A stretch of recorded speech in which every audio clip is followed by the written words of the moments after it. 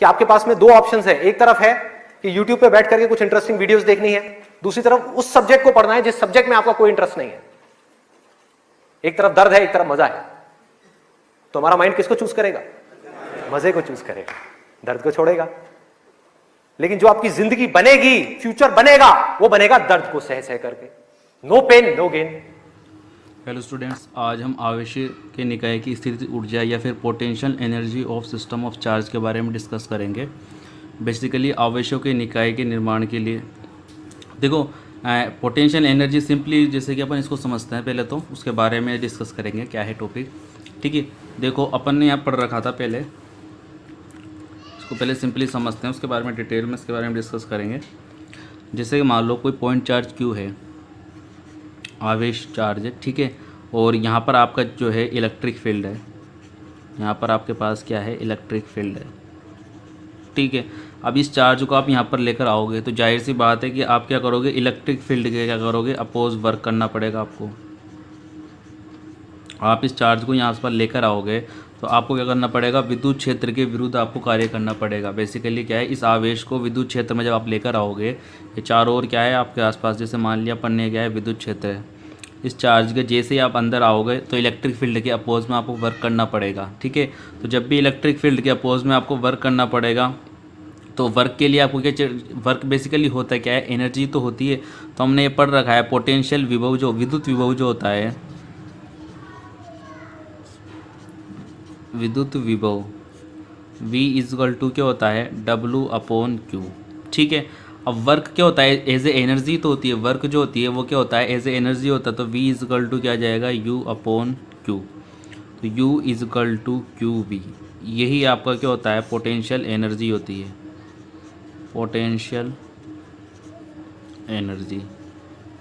Simply क्या है, electric field के अपोज में जो वर्क डन हो रहा है आपका, उसी को अपन क्या बोलते हैं, पोटेंशियल एनर्जी बोलते हैं। ठीक है, इलेक्ट्रिक फील्ड के अपोज में आप कितना कार्य कर रहे हो उसी को अपन क्या बोलते हैं, वर्क डन बोलते हैं।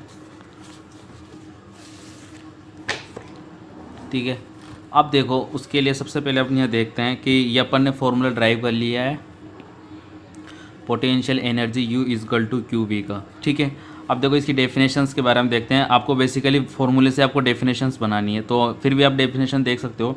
आवेशों के निकाय के निर्माण के लिए जब आवेशों को एक दूसरे के निकट लाया जाता है, फॉर एन एग्जांपल, जैसे कि यहाँ पर देखो, जैसे ये तो आपके सिंपल डेफिनेशन हो गई। क्या होगा, वर्क डन बाय चार्ज क्या कहलाता है, पोटेंशियल एनर्जी, या फिर पोटेंशियल भी बोल देते हैं अपन उसको। ठीक है, कितना वर्क करना पड़ रहा है आपका, यूनिट चार्ज कितना वर्क कर रहा है, वही आपकी क्या कहलाती है, पोटेंशियल एनर्जी कहलाती है। तो बेसिकली क्या है, आवेशों के निकायों के निर्माण के लिए जब आवेशों को एक दूसरे के निकट लाया जाता है, मान लिए Q1 चार्ज और Q2 चार्ज को आप पास में लेकर आ रहे हो, दोनों ही क्या है, पॉजिटिव चार्ज है। दोनों को जैसे आप पास लेकर आओगे तो जाहिर सी बात है इनके बीच में क्या होगा, इसके कारण इलेक्ट्रिक फील्ड जो होगा E1 होगा, इसके कारण इलेक्ट्रिक फील्ड क्या होगा, E2 होगा। जब इनको आसपास पास लाओगे तो क्या होगा, यहाँ पर प्रतिकर्षण। ठीक है, प्रतिकर्षण बल लगेगा। देट मीन्स अपन ये बोल सकते हैं, यहाँ पर अपन को क्या करना पड़ेगा, आवेशों को मान लो पॉइंट P पर तुम्हें लेकर यहाँ पर लाना है, इसको, इस आवेश को यहाँ पर लाना है और इस आवेश को यहाँ पर लाना है, इसको पॉइंट P पर लाना है और इस आवेश को पॉइंट Q पर लाना है। तो पॉइंट P पर लाने के लिए, पॉइंट Q पर लाने के लिए आपको क्या करना पड़ेगा, वर्क करना पड़ेगा। और वर्क की क्या होती है आपकी, पोटेंशियल एनर्जी। वर्क की आपकी क्या होती है, पोटेंशियल एनर्जी। ठीक है, तो इस आवेशों के निकाय, तो ये Q1 और Q2 क्या है आपका, Q1 और जो Q2 जो आपका है, इसी को अपन क्या बोलते हैं, आवेशों का निकाय बोलते हैं। Q1 और Q2 ये क्या है, आवेशों का निकाय है। ठीक है, तो आवेशों के निकाय के अपोज में जब भी आप कार्य करोगे, ठीक है, आवेशों का निकायों का निर्माण करने के लिए जैसे आप इसको पास लेकर आओगे तो आपको एक प्रतिकर्षण बल कार्य करेगा, या फिर आपको क्या करना पड़ेगा, एक वर्क करना पड़ेगा, और वो वर्क ही क्या कहलाता है, पोटेंशियल एनर्जी कहलाता है। अब जाहिर सी बात है, Q2 आवेश को बिंदु Q पर लेके आ रहे हो तो जाहिर सी बात है Q1 के इलेक्ट्रिक फील्ड के अपोज आपको कार्य करना पड़ेगा। उसी तरीके से Q1 को जब बिंदु P पर लेके आ रहे हो तो Q2 के अपोज आपको कार्य करना पड़ेगा। ठीक है, तो यहाँ पर मैंने सिंपली लिख रखा है, आवेशों को एक दूसरे के निकट लाया जाता है तो विद्युत क्षेत्र के विरुद्ध किया गया कार्य स्थितिज ऊर्जा के रूप में, ये लाइन इंपॉर्टेंट है, विद्युत क्षेत्र के विरुद्ध किया गया कार्य स्थितिज ऊर्जा के रूप में संचित होता है। इस स्थितिज ऊर्जा को आवेशों के निकाय की विद्युत स्थितिज ऊर्जा कहते हैं। तो सिंपली आपको ये याद रखना है, फॉर्मूला याद रखना है कि इकाई आवेश के द्वारा जो किया गया कार्य होगा ना विद्युत क्षेत्र के विरुद्ध, इसकी सिंपल डेफिनेशन भी आप देख सकते हो। इकाई आवेश द्वारा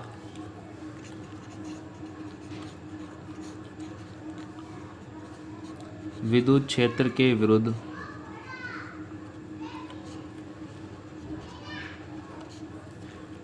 किया गया कार्य विद्युत स्थितिज ऊर्जा कहलाता है। विद्युत स्थितिज ऊर्जा कहलाता है। तो आवेशों के निकाय की विद्युत स्थितिज ऊर्जा अपन ने देख ली। ठीक है, अब इसको थोड़ा सा और डिटेल में अपन देख लेते हैं।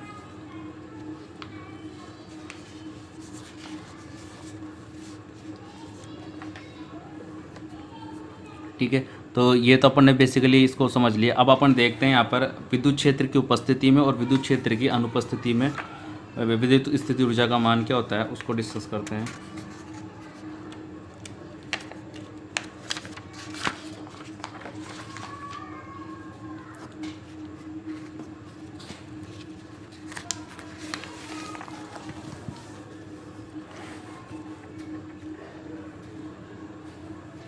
तो फर्स्ट केस जैसे अपना रहता है, अपन डालते हैं कि जैसे मान लो पहले तो अपन विद्युत क्षेत्र की उपस्थिति में लेके आ रहे थे। अब अपन यहाँ पर ये ज्ञात कर रहे हैं कि विद्युत क्षेत्र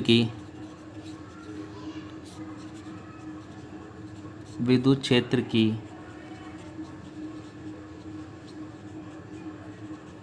अनुपस्थिति में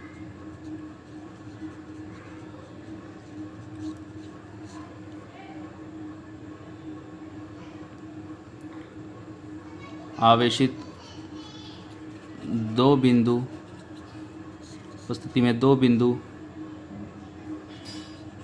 आवेशों के निकाय की स्थितिज ऊर्जा।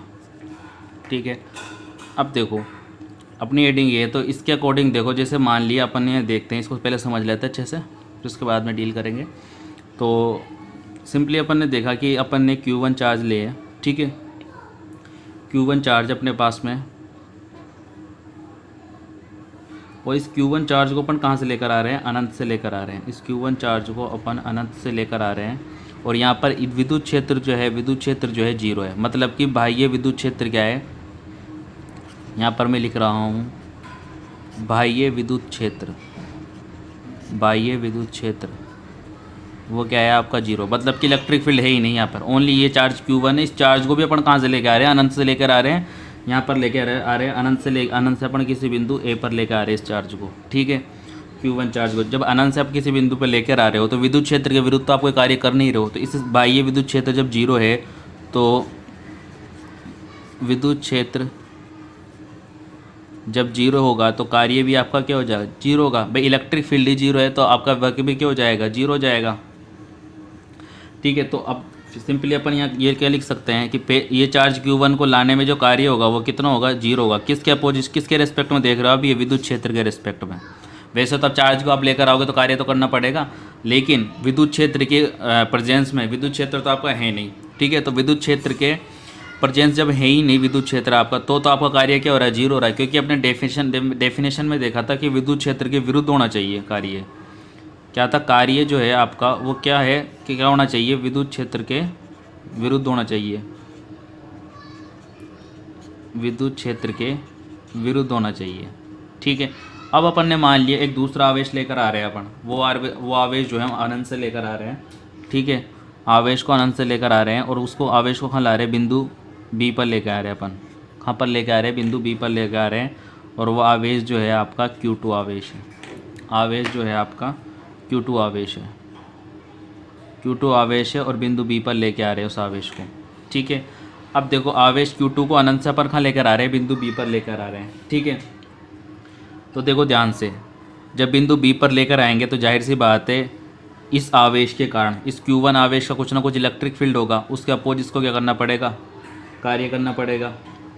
तो हम सिंपली ये देखते हैं इस Q1 आवेश के कारण बिंदु बी पर विभव कितना होगा। Q1 आवेश के कारण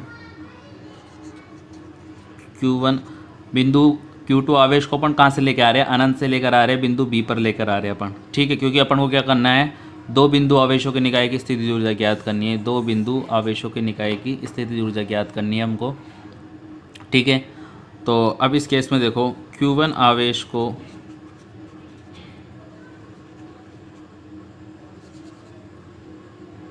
Q1 आवेश को अनंत से बिंदु बी पर लाया जाता है, ठीक है। Q1 आवेश को अनंत से बिंदु बी पर लाया जाता है। अब यहाँ पर अपन को ये देखना है कि Q1 आवेश के कारण बिंदु बी पर विभव, बिंदु बी पर जो विभव होगा Q1 आवेश का, उसको V1 लिख दिया मैंने, ठीक है। Q1 आवेश के कारण बिंदु बी पर जो विभव है V1 इक्वल टू के, देखो कई बार क्या होता है कि लिखते लिखते क्या होता है स्क्रीन का ध्यान नहीं रहता, तो आप इसको रिवाइंड करके देख लिया करो। तो Q1 आवेश के कारण बिंदु बी पर विभव जो होगा V1 इक्वल टू क्या आ जाएगा, के Q1 अपॉन, यहाँ से यहाँ तक 1 और 2 है तो यहाँ से यहाँ तक की दूरी को अपन ने क्या मान लिया, R12, ठीक है। तो यहाँ पर क्या आ गया आपके पास में R12, V1 इक्वल टू क्या आ गया आपके पास में R12, ठीक है। अब देखो ध्यान से,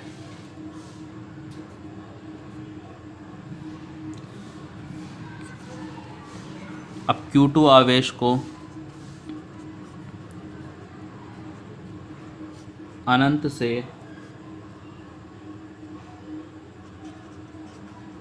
बिंदु बी तक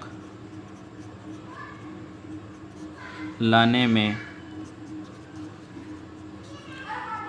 किया गया कार्य, ठीक है। आवेश अनंत से कहाँ से ला रहे हैं, अनंत से चार्ज बी को लेके आ रहे हैं। अब जब अनंत से पहले से ही चार्ज गया Q1 रखा हुआ है, तो ये Q1 क्या करेगा, इस Q1 का अपना क्या होगा, इलेक्ट्रिक फील्ड होगा। ये जो Q1 वाला चार्ज जो है, ठीक है, इस Q1 का अपना क्या होगा, एक इलेक्ट्रिक फील्ड होगा, ठीक है। अब आप अनंत से लेकर आ रहे हो Q1 के प्रेजेंस में, यहाँ पर देखो Q1 है, पहले तो क्या था Q2 था ही नहीं, ओनली Q1 था, इस वजह से क्या था, और विद्युत क्षेत्र भी एब्सेंट था, तो क्या W1 बराबर क्या हो गया था, 0 हो गया था। अपन Q1 को लेकर आ रहे थे, कहाँ पर लेकर आ रहे थे, पॉइंट ए पर लेकर आ रहे थे। अब Q1 आवेश है, जब आवेश है तो इसके चारों ओर क्या होगा, विद्युत क्षेत्र होगा, इसके चारों ओर क्या होगा, विद्युत क्षेत्र होगा। विद्युत क्षेत्र होगा तो जाहिर सी बात है विद्युत विभव भी होगा इसके चारों ओर, ठीक है। इसके चारों ओर क्या होगा, विद्युत विभव भी होगा। अब जैसे आवेश Q2 को अनंत से बिंदु बी तक अपन लेकर आते हैं, तो इस वाले विद्युत क्षेत्र बिंदु ए के कारण जो विद्युत क्षेत्र होगा, इसके विरुद्ध कुछ ना कुछ कार्य करना पड़ेगा, और वह कार्य जो है अपना वह है W2 equal to Q2 into V1, या फिर मैं इसको ऐसे भी लिख सकता हूँ। देखो ध्यान से कैसा आया, अपन ने पढ़ रखा है पोटेंशियल जो होता है वो क्या होता है, वर्क डन बाई चार्ज होता है, ठीक है।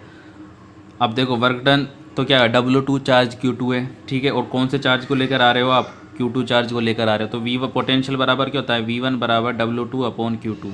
तो यहाँ से W2 बराबर क्या लिख लिया मैंने, Q2 इंटू V1, ठीक है।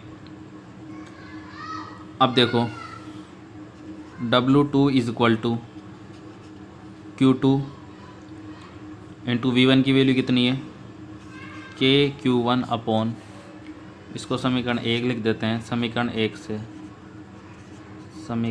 से के Q1 अपॉन R12। तो यहाँ से मैं ये लिख सकता हूँ W2 बराबर क्या आ जाएगा, के Q1 Q2 upon R12। Clear है। अब देखो कुल कार्य कितना हुआ आपके पास में, कुल कार्य जो है W इज इक्वल टू वो क्या हो जाएगा, W1 प्लस W2। कुल कार्य कितना है आपके पास में, W1 प्लस W2। तो W1 तो आपके पास 0, W2 आपके पास कितना है, के Q1 Q2 अपॉन R12। ठीक है, तो दो आवेशों के निकाय की स्थितिज ऊर्जा जो होगी, तो यहाँ से U इज इक्वल टू अपन क्या लिख सकते हैं, K Q1 Q2 upon R12। ये अपन ने क्या लिखा है, दो आवेशों की निकाय की विद्युत स्थिर ऊर्जा का फॉर्मूला अपन ने निकाल लिया, U is equal to K Q1 Q2 upon R12। तो this is the very important formula. इतना सा आपको याद रखना है। बेसिकली जनरली मैं बताऊँ आपको कि पोटेंशियल जो आपके पास ये आया, इसमें Q2 का मल्टीप्लाई कर दो, वो क्या आएगी आपकी पोटेंशियल एनर्जी, स्थितिज ऊर्जा, स्थितिज ऊर्जा दो आवेशों के लिए है। अब देखो तीन बिंदु आवेशों के लिए भी अपन कर लेते हैं।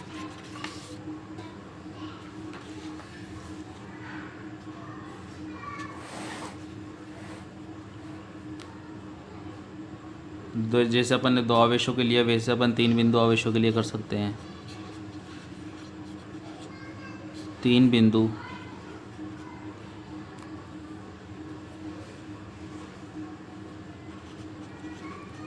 आवेशों के कारण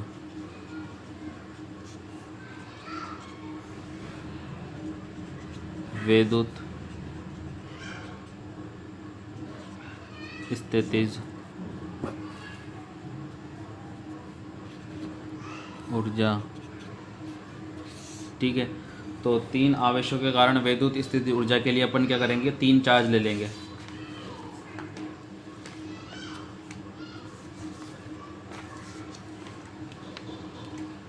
तो अपन ने यहाँ से तीन आवेश आपके पास में Q1 Q2 और Q3 आपके पास में चार्ज है, तीन चार्ज अपन ने लिए। अब देखो तीनों चार्जों को अपन एक ट्रायंगल के फॉर्मेट में रख लेते हैं।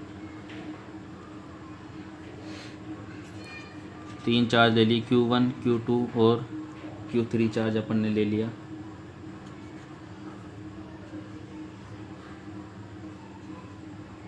ठीक है, तो अब यहाँ पर अपन क्या लिखेंगे,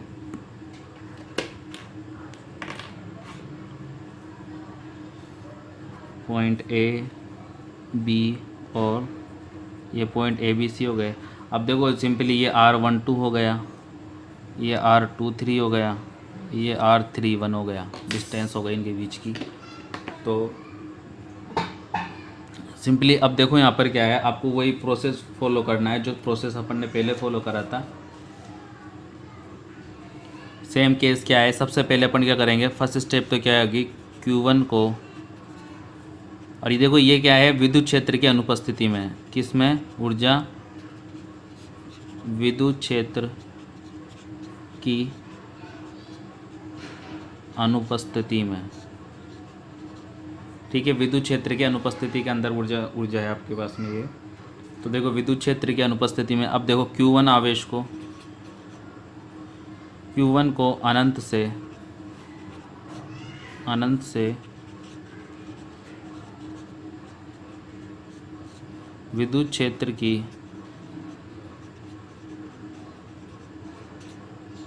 अनुपस्थिति में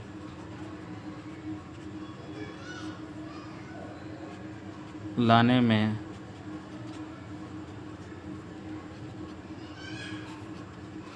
किया गया कार्य कितना हो जाएगा, W1 इज इक्वल टू 0।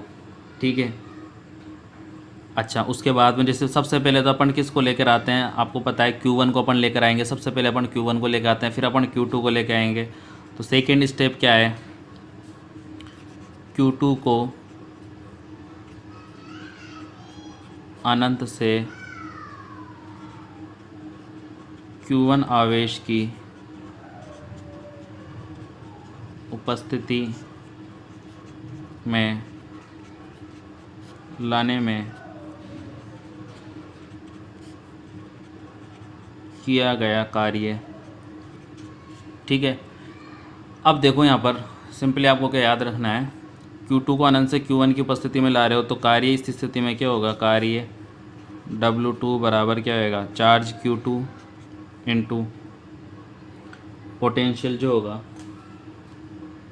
ठीक है, इंटू विभव,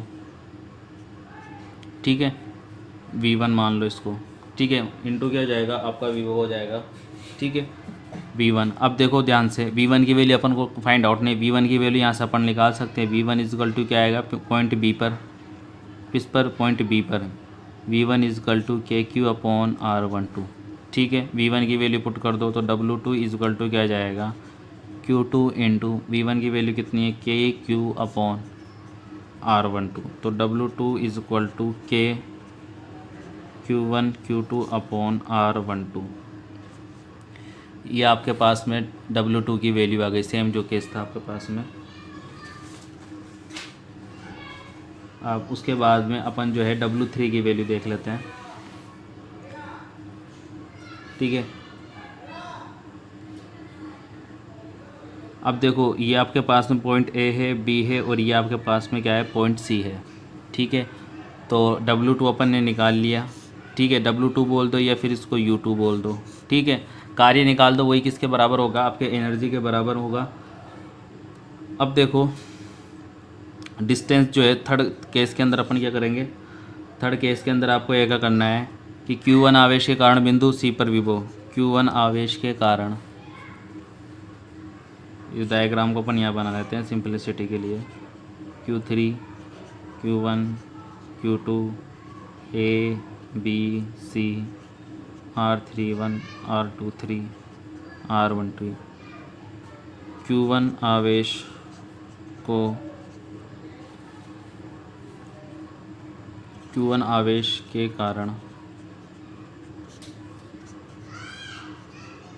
बिंदु C पर विभव। देखो एक स्टेप अपने ये है कि V1 is equal to KQ1 upon R2, ये आपको याद रख लेना है सिंपली। तो Q1 आवेश के कारण बिंदु C पर विभव जो होगा,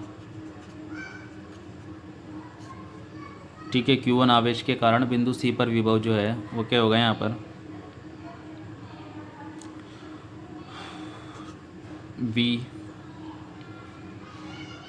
V1C लिख देते हैं इसको, ठीक है, और इसको V1 भी कर देते हैं, ठीक है, इसको V1 भी कर देते हैं। बिंदु B पर विभव, ये बिंदु C पर विभव, क्या हो जाएगा, KQ1 अपॉन R31, यहाँ से यहाँ तक की डिस्टेंस, ठीक है।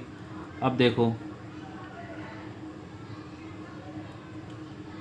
ये तो हो गया Q1 आवेश के कारण बिंदु C पर विभव। फोर्थ पॉइंट पे आपको क्या लिखना है, Q2 आवेश भी तो उपस्थित है आपके पास में, ठीक है। तो देखो Q2 आवेश के कारण, ठीक है, Q2 आवेश के कारण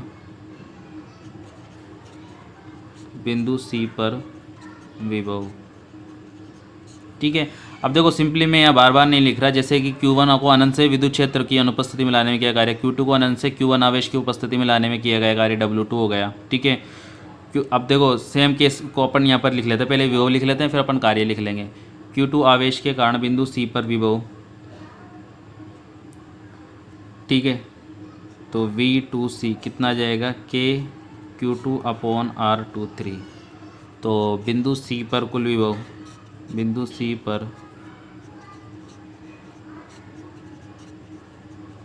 कुल विभव कितना होगा, VC इज इक्वल टू कितना हो जाएगा, V1C प्लस V2C, कितना आ जाएगा यहाँ से अपने पास में, KQ1 R31 plus KQ2 R23, ये अपने पास से बिंदु C पर कुल विभव आ गया। अब देखो ध्यान से, बिंदु Q3 को अनंत से बिंदु C पर लाने में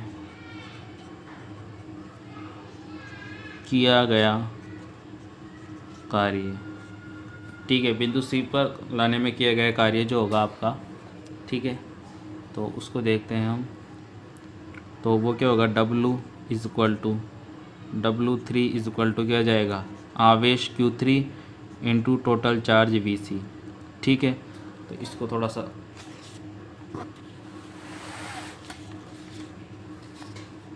ठीक है, अपने पास में जो है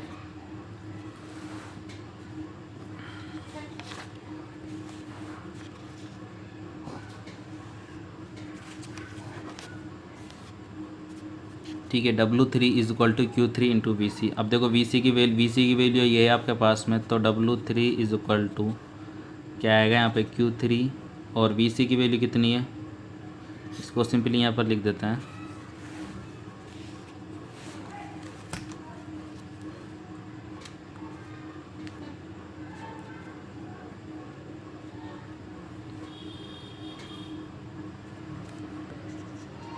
W3 is equal to Q3 VC, ठीक है।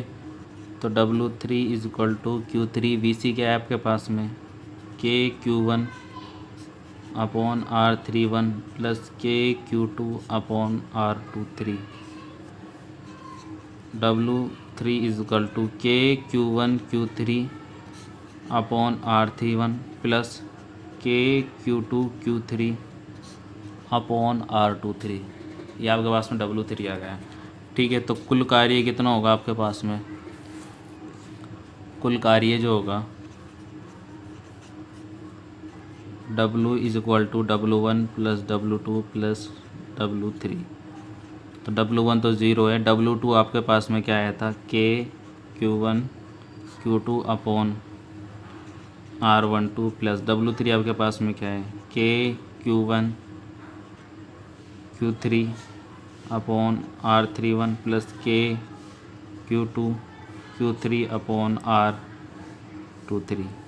तो simply W is equal to U is equal to हम ये लिख सकते हैं KQ1 Q2 upon R12 plus KQ2 Q3 upon R23 plus KQ3 Q1 upon R31, ठीक है। तो ये अपने पास में कुल स्थितिज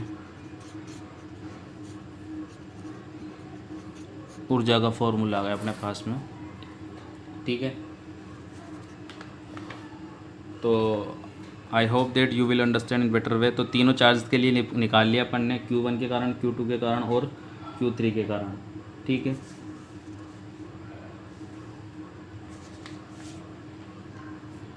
तो अब इसके बाद में अपन जो नेक्स्ट लेक्चर होगा वो विद्युत क्षेत्र की उपस्थिति में होगा, मतलब कि विद्युत क्षेत्र की